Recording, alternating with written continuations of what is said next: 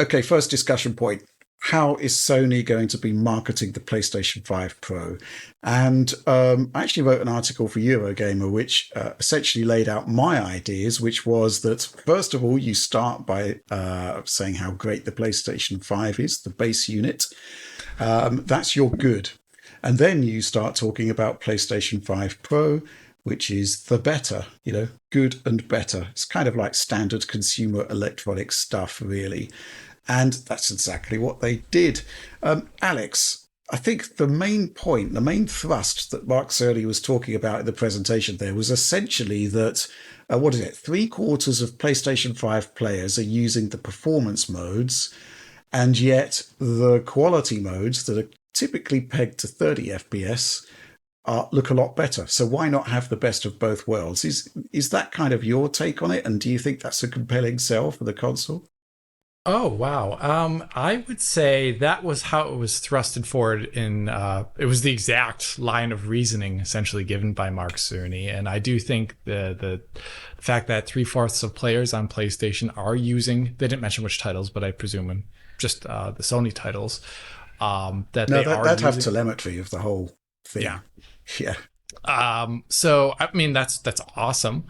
But I think it's like halfway there as the way to advertise it towards people, for a variety of reasons, mainly because it does ignore a little bit the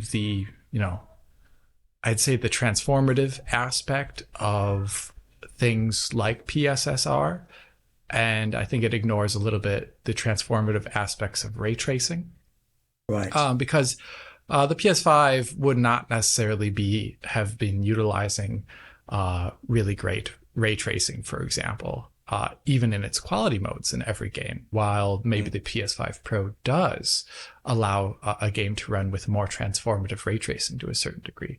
So I think it's like halfway there. I also think it's only halfway there because it's not necessarily going to be true of all situations, which is something that Mark Cerny talked about at the end of the videos. Like he said, the way this could be used is going to be as varied as all the different engines out there, almost.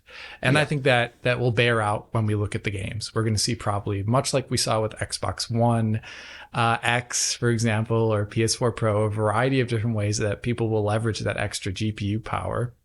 And some games won't be able to do we take your fidelity mode and turn it into a performance mode, but they'll maybe do something else, which has other benefits. So I think it's only like halfway there. I would have maybe chosen different examples than were chosen for the video, which we can all talk about. But I think there's the 7 minutes that he had, because there was first setting up that PS5 is great Yeah. thing. The 7 minutes that he had it was so rushed, and so like I wanted to know a lot more than what was said actually. Okay. John, what have you got to add to that? I mean, I'm continuing right there. I was also left wanting. It did not feel like the traditional Cerny presentation we get. No, it was very high level. You're right. And that's a little bit surprising to me, because I feel like the people that are going to be spending this amount of money, which we'll get to, are probably very interested in those details, right? This isn't necessarily a mass market product in the same way that Certainly not. No, cranky. no. So I'm a little surprised they went with this format. But one of the things that stuck out from the initial part of the video, though, when talking about quality and performance modes, is how he very specifically called 30 FPS choppy or not Right. smooth. And I thought that was interesting, because that's the first time I can recall somebody at that level referring to the frame rate at 30 FPS as not being smooth, which Right. is it's just an interesting thing, an observation, if you will, that was uttered. And I do like this data that it turns out that most players are playing at 60 FPS targets. Yeah. So that's really cool. But yeah, like you said, Alex, I feel like some of the examples selected, both through issues with YouTube itself and just the way that they showed the games, like I feel like this almost kind of highlights, like, how do you show this to people? Because you're just showing full screen footage running. It's really hard to pinpoint what's even different from a YouTube feed, especially, right? Like you can't really appreciate any of the actual benefits here. And I don't think the video did a good job selling that stuff. Not at all. I mean, John, do you remember PS4 Pro and the live stream of the PlayStation meeting 2016? And it was talking about 4K resolution and HDR, and the stream just did nothing to actually showcase any of those features. I think it was 1080p stream, possibly 30. I can't remember. Yeah, and it was a bit of a disaster. And so, I'm looking at I had this PS5 Pro stream running at full screen on my 48-inch OLED, the best quality I could possibly get. And, the stream quality was awful. Yep. You could barely tell the difference in any of the comparisons. It was a spectacular own goal and exact rerun of 2016 there. And what can I say? I think, you've got to put your best foot forward in terms of your initial presentation. And I think they could have done a lot better on that regard. Dare I say they should have been inspired by the work of Digital Foundry? Because people always say, why do you guys pause? Why do you zoom in? Well, part of the reason is that YouTube actually cannot handle this stuff, right? And also people watch on a variety of devices, often not even on 4-screen, right? 50% on mobile phones, which is why we do that. Exactly. So you cannot see it physically on devices like that. And the YouTube stream makes it worse. This is not how you show these differences to people. And they were not able to do that. And so just to the average person watching, they're going to see nothing, no differences at all. It's just not really feasible to see it here.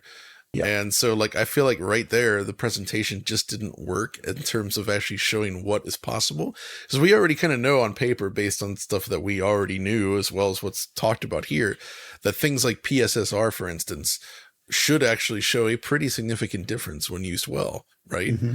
Yeah, but we're kind of assuming because we still don't know how good it is based on that presentation. I mean, Rich, though, if you had to place a wager, would you say it's going to look better than FSR2 on a console? Well, that goes without question. That's the whole point. If it didn't, then what are we doing? So that's what I'm saying. So it's at least going to look better than that. Yeah, I mean, if they get to XeSS level, that would be great. If they get to DLSS level, then that's good Lord. I would say that's a pretty remarkable accomplishment.